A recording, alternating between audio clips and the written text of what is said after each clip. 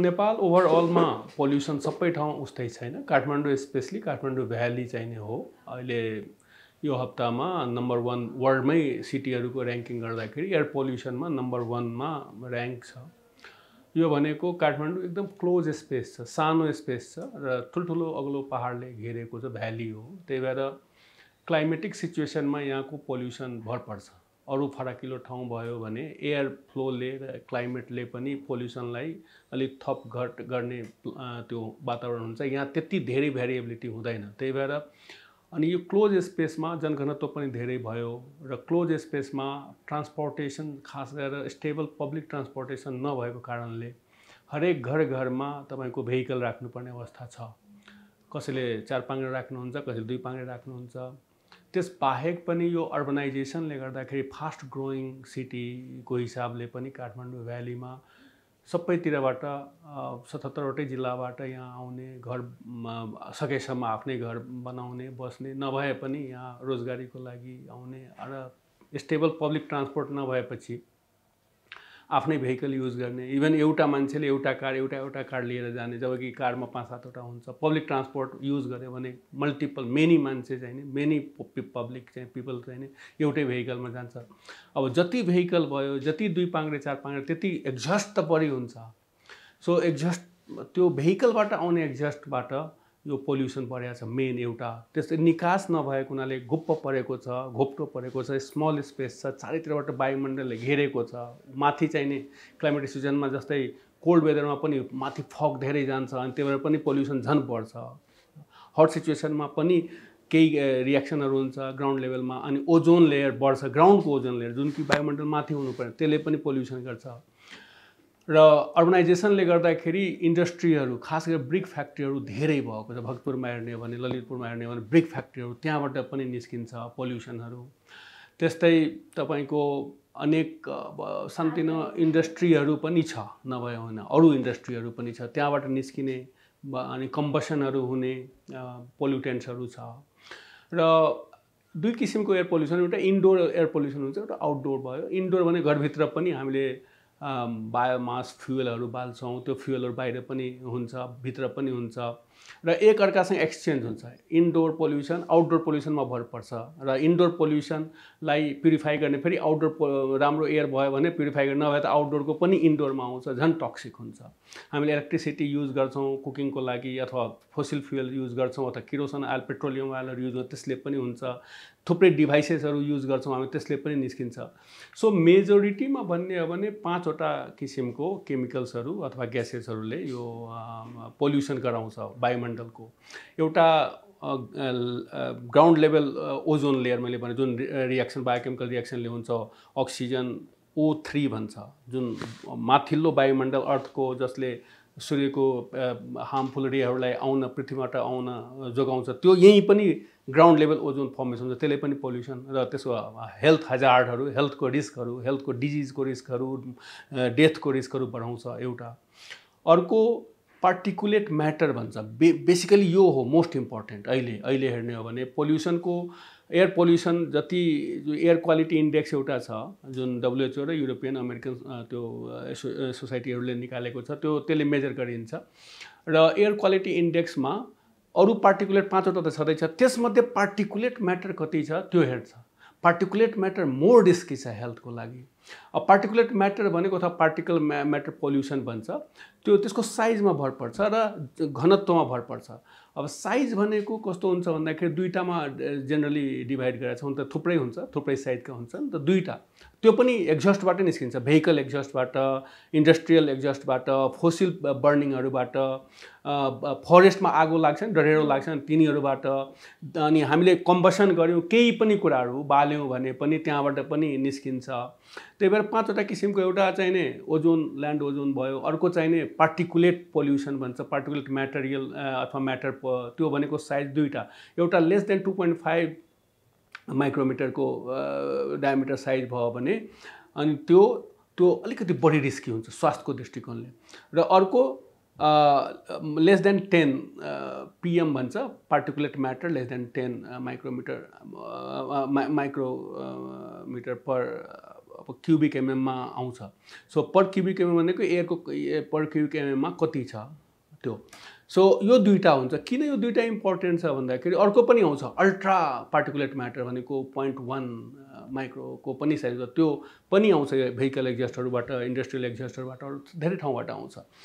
त्यो त झन् हजार्डस हो। किन यस्तो हजार्डस भन्छ, हेल्थमा रिस्की भन्छ भन्दाखेरि हाम्रो लङमा पनि क्लियरेन्स हुन्छ, रेस्पिरेटरी एयर ट्र्याक्ट जुन हुन्छ नि हाम्रो नाकदेखि तलसम्म हावा जाँदाखेरि त्यसमा म्युकोसिलियरी मुभमेन्ट भइरहेको हुन्छ, माथि माथि माथि माथि त्यो फिल्ट्रेसन गरिरहेको हुन्छ। एयरमा भएको डस्टहरू, फिजिकल इम्प्युरिटिजहरूलाई त्यो सिलियरी मुभमेन्टले गर्दाखेरि बाहिर फाल्ने फिल्ट्रेसन प्रोसेस हुन्छ।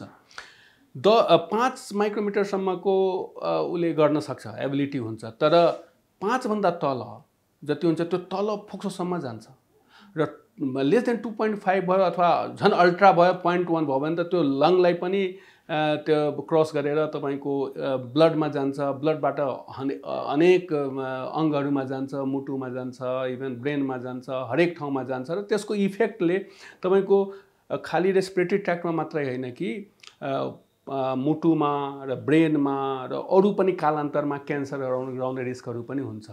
सो जति स्मल पार्टिकुलेट म्याटर पोल्युसन भयो त्यति बढी हेल्थ रिस्क भयो, हेल्थ हजार्ड हुने भयो।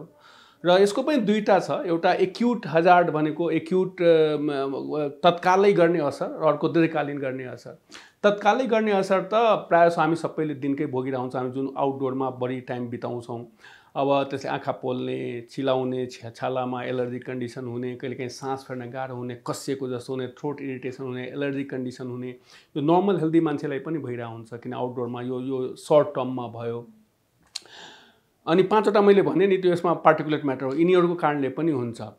र लङ टर्ममा यो लङ्सले झन् फिल्टर गर्न नसक्ने स्मल पार्टिकल तल लङ्ससम्म गएर पनि इन्जुरी गर्ने, त्यस बाहेक पनि ब्लडमा डिफ्युजन भएर पनि ब्लड मार्फत पनि अरू अङ्गहरूमा पुग्ने र हार्ट एट्याक हुने, ब्रेन एट्याक हुने, स्ट्रोक भन्छ त्यो हुने र कालान्तरमा लङ टर्मसम्म एक्सपोजर भयो भने क्यान्सर पनि रिस्क हुन्छ, कार्बन खास पार्टिकल्सहरू र यो पार्टिकुलेट म्याटरहरूले।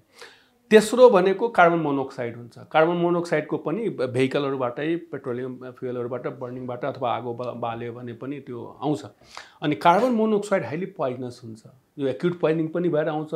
भर्खरै अस्ति हाम्रो म वीर हस्पिटलमा काम गर्छु, त्यहाँ पनि आएर भर्खर यङ मान्छे अनि जो सर्भाइभर गयो, तर प्रायः जसो डेथ हुने सम्भावना बढी हुन्छ किनभने जुन रगतमा हेमोग्लोबिन हुन्छ त्यसले अक्सिजन क्यारी गर्छ, शरीरको सम्पूर्ण अङ्गहरूलाई अक्सिजन दिने काम गर्छ। तर जब कार्बन डाइअक्साइडको मात्रा अथवा कार्बन मोनोक्साइडको मात्रा गयो भने अक्सिजनलाई बाइन्ड गर्नुभन्दा यससँग बाइन्ड गर्ने हेमोग्लोबिनको क्षमता बढी हुन्छ, 100%, 200% बढी हुन्छ, 2 टाइम्स भनौँ 100%।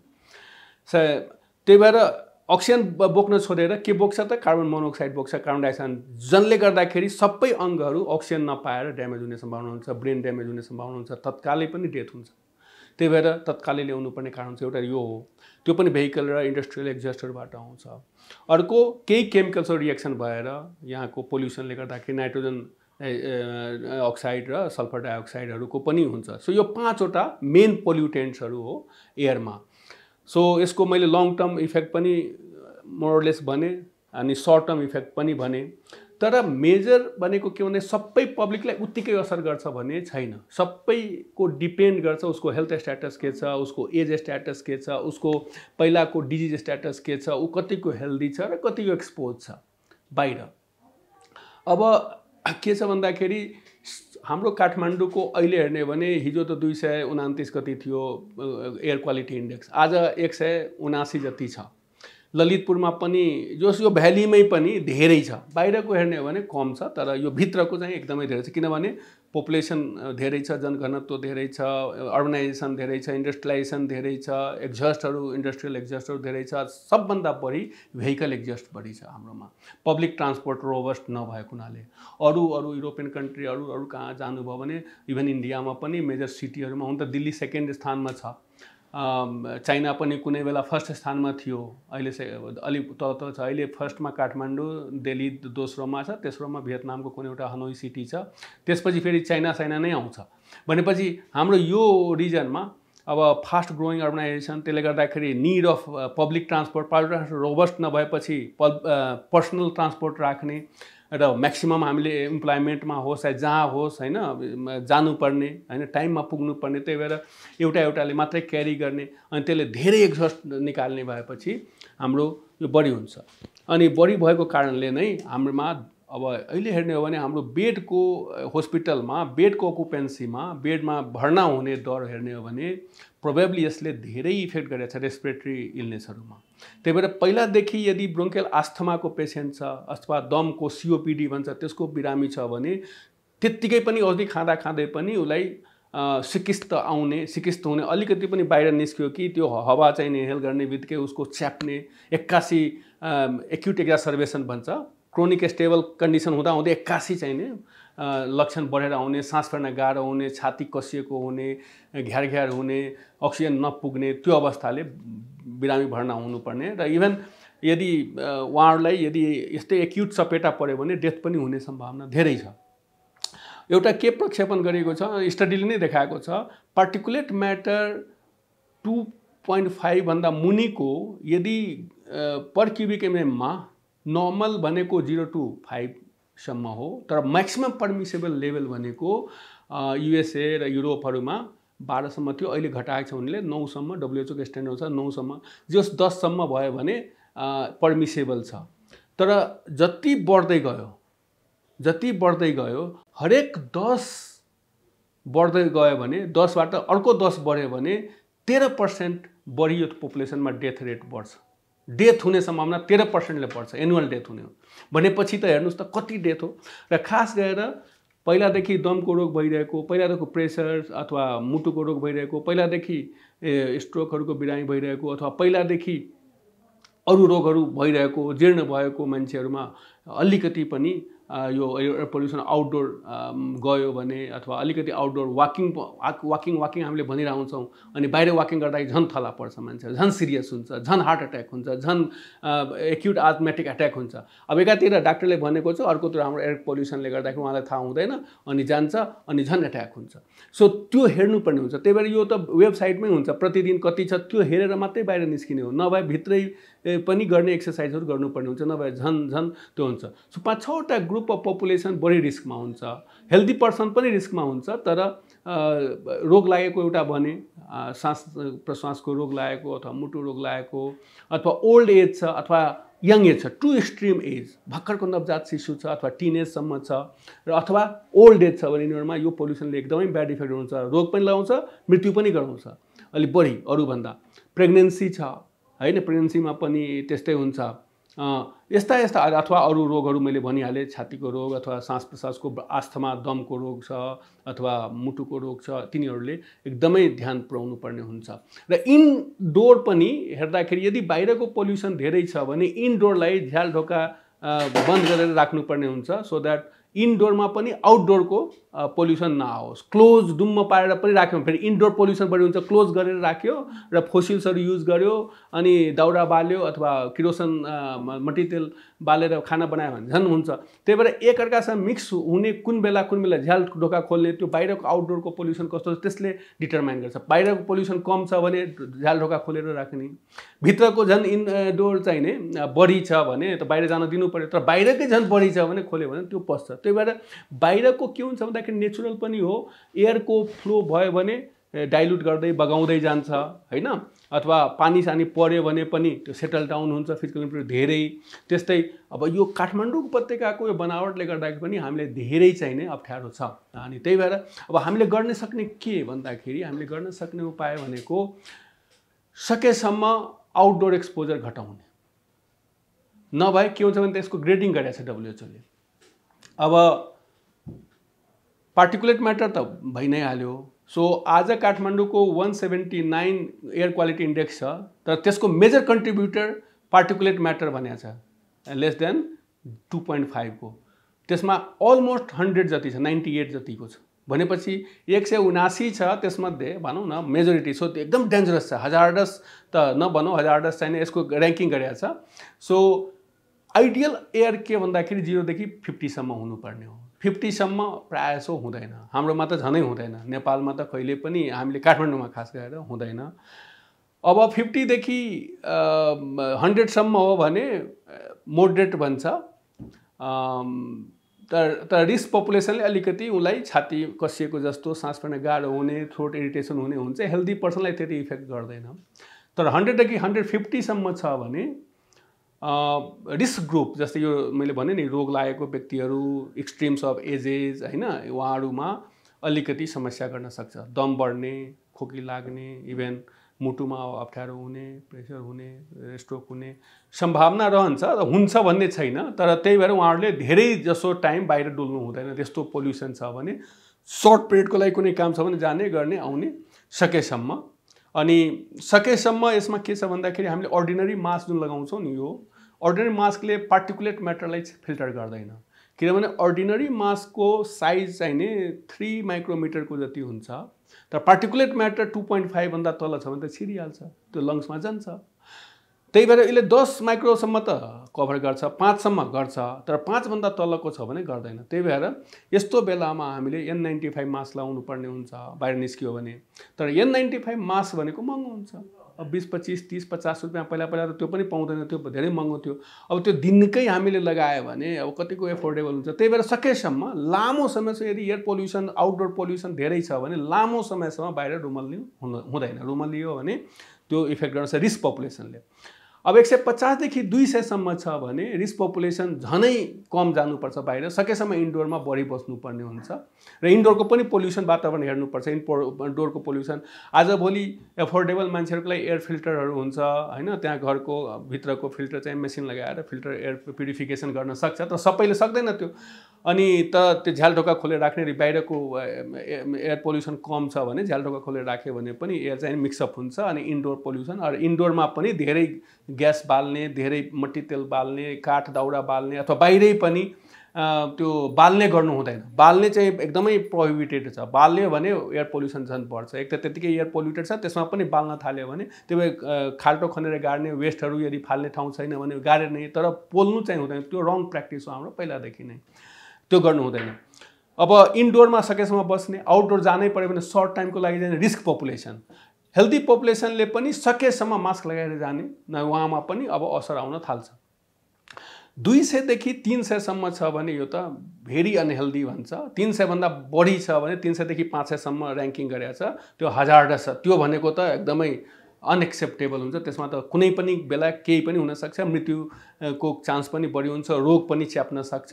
र हेल्दी मान्छेलाई पनि च्याप्छ भने रोगी मान्छेलाई र एक्सट्रिम रिस्क पपुलेसनलाई त च्याप्छ। त्यही भएर दुई क्याटेगोरीमा बाँडेको छ। रिस्क पपुलेसनले कुन बेला सतर्कता अपनाउने, हेल्दी पपुलेसनले कुन बेला सतर्कता अपनाउने। हेल्दी पपुलेसनले अलिकति 150-200 मा बढी असर हुन्छ भने 100-150 मा रिस्क पपुलेसनलाई असर हुन्छ, 100 देखि नै असर हुन्छ। त्यही भएर रिस्क पपुलेसनले सकेसम्म इन्डोरको पोल्युसन पनि घटाउनु पर्यो, र आउटडोरमा यदि पोल्युसन धेरै छ भने सकेसम्म बाहिर नजाने, जानै पर्यो भने सर्ट ड्युरेसन लागि जाने, र 150 भन्दा माथि छ भने सकेसम्म नजाने। हेल्दी पपुलेसनले जानै पर्यो भने N95 मास्क लगाउने अथवा अर्को त्यही क्याटेगोरीको मास्कहरू पाउँछ, त्यो लगाएर निस्क्यो भने हाम्रो दम बढ्ने सम्भावना हुँदैन। अब बाहिरको छालाको एलर्जी हुने, आँखा पोल्ने, थ्रोट इरिटेसन हुने त त्यो भइ नै हाल्यो। त अरू पनि, अनि हार्ट अट्याक हुने सम्भावना अथवा ब्रेन हेमरेज हुने सम्भावना, स्ट्रोक हुने सम्भावना हेमरेज भन्दा पनि, अनि अरू लङ टर्म एक्सपोजर हुँदै गयो भने यो सबै पोल्युटेन्ट्सको क्यान्सर हुने सम्भावना पनि बढेर जान्छ, लङ क्यान्सर। त्यही भएर हाम्रोमा यो दमको प्रकोप धेरै छ नेपालमा, काठमाडौँमा, अरू ठाउँमा, जुम्ला हुम्ला जहाँ क्लोजमा इन्डोर पोल्युसन पनि छ, र त्यहीँ स्मोकिङ हुन्छ, अनि त्यहीँ चाहिँ दाउरा बालेर खाना बनाउँछ। त्यही भएर त्यहाँ दमको रोगीहरू धेरै छ, र क्यान्सरको रोगी पनि धेरै छ। स्मोकिङ पनि हामी गर्छौँ, इन्डोर पोल्युसन पनि छ, आउटडोर पोल्युसन पनि छ। त्यही भएर रिसेन्ट डेजमा हाम्रो यो अर्बनाइजेसनले गर्दाखेरि पनि पोल्युसन बढेको छ, र ट्रेडिसनली पनि हाम्रो जुम्लाको हाउसिङ प्याटर्न अहिले त चेन्ज भएको छ, र त्यहाँ हाम्रो एक्टिभिटीले गर्दा इन्डोर पोल्युसन पनि छ। अनि त्यही भएर हाम्रो प्रकोप चाहिँ रेस्पिरेटरी ट्र्याक्टको illness like COPD, bronchial asthma, lung cancer, hypertension, heart attack, stroke, यिनीहरूको प्रकोप बढी छ। र मैले भने नि, प्रति पार्टिकुलेट म्याटर 10 भन्दा बढी, प्रति 10 बढ्यो भने पर क्युबिक मिटरमा भने 13% एक्स्ट्रा एनुअल डेथको रिस्क हुन्छ। र विश्वव्यापी हेर्ने हो भने रिसर्चहरूले के देखाएको छ भन्दाखेरि एयर पोल्युसनले मात्रै 7 मिलियन डेथ एनुअली भएको छ है। अहिले दिनानुदिन बढ्दै गएको छ। चाइल्डमा पनि त्यस्तै धेरै नै भएको छ। नेपालमा पनि चाइल्ड मोर्टालिटी र अन्डर 5 मोर्टालिटीमा यो एयर पोल्युसनले पनि कन्ट्रिब्युट गरेको छ। अब एक्ज्याक्ट यहाँ त स्टडीहरू छैन, पकेटमा गरेको छ, तर विश्वव्यापी जति छ त्योभन्दा अलि बढी नै छ। हामीले चाहिँ नि हाम्रो आयु चाहिँ नि 4-5 वर्षले घट्या छ, एभरेज आयु भन्ने गरेको छ। तर त्यो पनि सानो रिसर्चले, नेसन वाइड रिसर्च छैन। एनुअली जुन चाइल्ड मोर्टालिटी डेथहरू भइरहेको छ त्यसमा मेजर कन्ट्रिब्युटर एयर पोल्युसनको पनि छ। त्यो युनिसेफले निकालेको विश्वव्यापी डाटा अनुसार त last year 1.6 million child under 5 मोर्टालिटीमा एयर पोल्युसनको कन्ट्रिब्युसन छ भनेको छ। ग्लोबली हेर्ने हो भने कहीँ कम कहीँ बढी 4 to 7 million death due to air pollution only भनेर भनेको छ। नेपालमा पनि जब नम्बर 1 नै काठमाडौँ छ भने, मेजोरिटी अफ पपुलेसन नेपालको काठमाडौँ नै बस्छ भने it has affected a lot. यसमा अझै रिसर्च गर्न बाँकी छ, हामीले गर्नु पनि पर्छ। र रिसर्च गर्नु त एउटा कुरा हो, त्यसले अलिकति म्यानेजमेन्टमा हामीलाई केही देला जुक्ति बुद्धि। तर हामीले ओभरअल हेर्ने हो भने यो भेहिकल एक्जस्टलाई, इन्डस्ट्रियल एक्जस्टलाई र इन्डोर पोल्युसनलाई र बर्निङ कम्बसनको कुराहरू र फरेस्ट जुन फायर हुन्छ तिनीहरूलाई पनि हामीले राम्ररी कन्ट्रोल गर्न सक्यौँ जो एडमिनिस्ट्रेसन लेभलबाट र इन्डिभिजुअल लेभलबाट। हामी एयर पोल्युसनको इन्डेक्स हेरेर दिनकै हामीले कतिखेर बाहिर निस्किने, कतिखेर ननिस्किने, जेनरली बिहान पख अलिक बढी देखिएको छ किनभने भेहिकल एक्जस्ट बढी हुन्छ, साँझ पख अलिकति कम हुन्छ। प्रिडिक्सन पनि भइरहेको हुन्छ, 1-2 दिन 3 दिन 7 दिनसम्म को प्रिडिक्सन छ। अहिले हेर्ने हो भने हिजोभन्दा आज कम भएछ, आजभन्दा भोलि कम प्रिडिक्सन छ, 150 सम्म हुने सम्भावना छ, पर्सि गएर 120 सम्म हुने सम्भावना छ। तै पनि 100 भन्दा माथि नै छ भनेपछि हेल्दी पपुलेसनलाई अझै पनि मास्क लगाएर निस्किनु पर्ने हुन्छ। यदि रोगी पपुलेसन त रिस्की पपुलेसन छ 2300 भन्दा माथि नै भएको हुनाले उहाँहरूलाई रोगले छ्याप्ने सम्भावना बढी हुन्छ। उहाँले सकेसम्म मास्क लगाउने र छिटो इन्डोरमा गइहाल्ने भन्ने हुन्छ। तर यदि यो लेभल बढ्दै गयो, अस्ति त 200 भन्दा माथि पनि थियो, कहिलेकाहीँ 300 पनि पुग्छ, त्यो बेलामा त सबैको लागि हजार्डस हुन्छ। सकेसम्म त्यस्तो बेलामा आउटडोर चाहिने जुन एक्सपोजर छ कम गर्दै जाने हो, मास्क लगाउने हो। तर मेजर सोल्युसन भनेको कन्टेनमेन्ट हो एउटा, र प्रोडक्सन लेभलमै कमी गर्ने हो। प्रोडक्सन लेभलमा अब पब्लिक ट्रान्सपोर्ट त रातारात आउँदैन, त्यसमा ह्युज लगानी चाहिन्छ, धेरै कुरा चाहिन्छ। तर यसको विकल्प भनेको लङ टर्ममा त यो पब्लिक ट्रान्सपोर्ट सिस्टम यदि सबैले युज गर्यो र पब्लिक ट्रान्सपोर्ट रोबस्ट भयो भने आफ्नो भेहिकल चाहिने थन्काएर राख्न सक्छ। त धेरै भेहिकलको युज हुँदैन, धेरै एक्जस्ट आउँदैन। त्यस्तै इँटा कारखानाहरूको पनि अब एक्जस्टहरू हुन्छ, अरू कारखानाहरूको पनि एक्जस्ट, त्यसलाई पनि म्यानेज गर्नुपर्ने हुन्छ सरकारी लेभलबाट, लेजिस्लेसनबाट। र प्लान्टेसन बढी गऱ्यो भने कन्टेनमेन्ट हुन्छ। प्लान्टेसन हाम्रो छैन अहिले। पहिला काठमाडौँमा कति प्लान्टेसनहरू थियो, रुखहरू, त्यसले कन्टेन गर्छ, त्यो पनि छैन। तर हामीले व्यक्तिगत रूपमा इन्डोर पोल्युसनलाई पनि कम गर्ने, आउटडोर पोल्युसनमा सकेसम्म भेहिकल युज गर्दाखेरि कम युज गर्ने, कम टाइमसम्म युज गर्ने, नितान्त आवश्यक काम परेमा मात्रै गर्ने, नभए पब्लिक ट्रान्सपोर्ट चढेर जाने यदि टाइम छ भने, र लेभल हेरेर रिस्क पपुलेसन छ भने इन्डोर स्पेन्ड गर्ने बढी। र हेल्दी पपुलेसनलाई पनि यदि एक्सपोजर बढी छ, 200 भन्दा बढी छ अथवा 150 भन्दा बढी छ भने सकेसम्म N95 मास्कहरू लगाएर मात्रै निस्किने, नभए सर्जिकल मास्क, सिम्पल अर्डिनरी मास्कले छेक्दैन, पार्टिकुलेट म्याटर खास गरेर। अब अहिले सरकार प्राथमिकतामा पढ्ने नपढ्ने कुरा त उहाँहरूले सोच्ने कुरा हो हाम्रो पपुलेसनलाई। तर यो जुन प्रब्लम जुन छ नि, यो एउटा नेचुरल पनि हो। यसको स्पेस कम छ काठमाडौँको, अनि यसमा पपुलेसन अर्बनाइजेसनले गर्दा ओभर ग्रोथ छ, अनि त्यसले गर्दाखेरि इन्डस्ट्रीहरू बढी ग्रोथ छ, ब्रिक इन्डस्ट्रीहरू बढ्नु परेको छ, अनि पब्लिक ट्रान्सपोर्ट रोबस्ट नभएको हुनाले सबैले आफ्नो, मैले सुरुमै भने। सो यसमा अनि प्लान्टेसन पनि कम छ, डिफरेस्टेसन भइरहेको छ। अब खेतीयोग्य जमिनमा घर बनाउँदै गइरहेको छ। अनि नेचुरल अहिलेलाई त भन्ने हो भने नेचुरल मेथड नै हो प्युरिफिकेसनको। त्यो पानी परेपछि अनि जुन नेचुरल प्रोसेस छ त्यसले, अनि विन्डले गर्दाखेरि पनि अनि त्यो पोल्युसनलाई अलिकति डाइल्युट गर्छ हैन, अनि क्लाइमेटले पनि चेन्जले अलिकति गर्छ।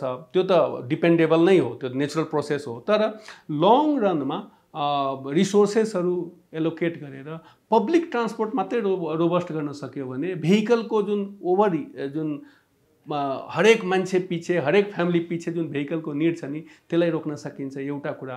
अर्को हाललाई त्यो त लङ टर्ममा हो, मेजर त्यो पैसा चाहिन्छ त्यसमा, हाललाई इन्डिभिजुअल लेभलबाट छ, नेचुरल लेभलबाट छ र हामीले त गर्ने त प्रिकसन नै हो नि। र इन्डस्ट्रियल चाहिने त्यो पोल्युटेन्ट्सहरूलाई लेजिस्लेसन लगाएर ब्रिक फ्याक्ट्रीहरूलाई अरूलाई लगाएर कसरी कम गर्न सकिन्छ त्यो एउटा गर्न सकिन्छ। र अर्को दिल्लीहरूमा जुन पोल्युसन थियो चाइनामा पनि वेल टेस्टेड छ, उनीहरूले राम्रो पनि पायो। जस्तै अल्टरनेटिभ गर्ने भेहिकलको रोटेसन गरेर त्यसमा समस्या के छ भन्दाखेरि अब म त दिनकै जानुपर्छ अस्पताल अथवा हस्पिटल अथवा अफिस, अब मैले जोड बिजोड गरेँ भने अब पब्लिक ट्रान्सपोर्ट रोबस्ट भयो भने त जोड बिजोड गर्नै परेन, त्यही पब्लिक ट्रान्सपोर्ट दिनकै जान्छु।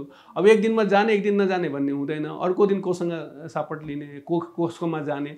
अब केही पोलिसीहरू बनायो भने भेहिकलको मात्रै पनि हामीले मुभमेन्ट कम गर्न सक्यौँ र पब्लिक ट्रान्सपोर्टमा अलिकति रोबस्टनेस ल्याउन सक्यौँ भने अब एनी अल्टरनेटिभ मेथडले भयो भने एउटा त्यो र इन्डस्ट्रियल र अर्को यो फरेस्टमा जुन आगोहरू लाग्छ त्यसलाई, र अर्को कम्बसनको लेजिस्लेसन त छँदैछ, कम्बसन गर्नु हुँदैन, बाल्नु हुँदैन, त्यही पनि मान्छेहरूले बालिरहेको हुन्छ त्यो खाल्डो खन्ने अथवा रिसाइक्लिङ गर्ने वेस्टहरूको र प्लान्टेसन गर्ने। यो 4-5वटा कुरा अहिलेलाई गर्न सकिन्छ र लङ टर्ममा गभर्मेन्टले रिसोर्सलाई अलिकति युटिलाइज गरेर पब्लिक ट्रान्सपोर्टलाई राम्रोसँग गर्यो र इन्डस्ट्रियललाई राम्रोसँग गर्यो भने मलाई लाग्छ यो दुईवटा, किनभने क्लोज स्पेस छ, अरू तपाईँ केही गर्न सक्नुहुन्न, मान्छेलाई पनि अर्बनाइजेसनबाट बचाउनु पर्यो, सकेसम्म उतै डेभलपमेन्ट भयो भने काठमाडौँमा लोड पनि पर्दैन, धेरै पपुलेसन आउँदैन, रोजगारीको व्यवस्था, शिक्षा व्यवस्था, यो त लङ टर्ममा गर्ने कुराहरू हो। सो यहाँ चाहिँ नै आउने माइग्रेन्ट्सहरूको यदि हामीले घटाउन सक्यौँ,